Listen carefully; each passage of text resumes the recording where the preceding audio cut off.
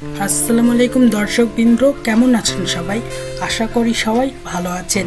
আজকে আমি আপনাদের সামনে নিয়ে এসেছি জনপ্রিয় নাটক গরিব ঘরের রাজপুত্র এর একটি ছোট্ট সারসংক্ষেপ। এই গল্পের শুরুটা হয় এক অফিসকে কেন্দ্র করে, যেখানে একটি বড় প্রজেক্ট নিয়ে সবাই ব্যস্ত।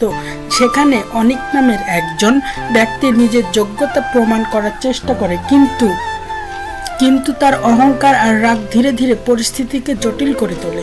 অন্যদিকে মেঘলা, যে একসময় সাধারণ এবং অপমানিত একজন মেয়ে ছিল, সে এখন নিজের অবস্থানের অনেক শক্ত।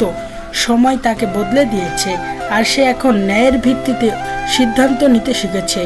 গল্প আরও দেখা যায় রাতুল নামের একটি চরিত্র, যে লাভ এবং স্বার্থের কারণে এমন পথে হাঁটে যেখানে সে নিজের সম্মান ও ভবিষ্যৎ দুটোই ঝুঁকিতে ফেলে দেয়।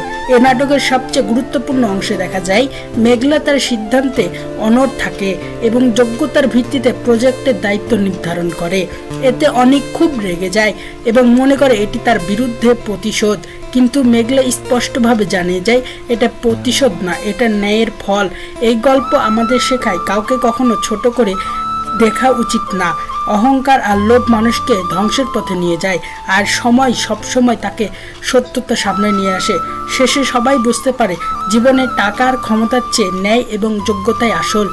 ভিডিওটি যদি ভালো লেগে থাকে তাহলে অবশ্যই লাইক দিন, চ্যানেলটি সাবস্ক্রাইব করে পাশে থাকুন, আর এমন আরও নাটকের রিভিউ ও গল্প পেতে আমাদের সাথে থাকুন।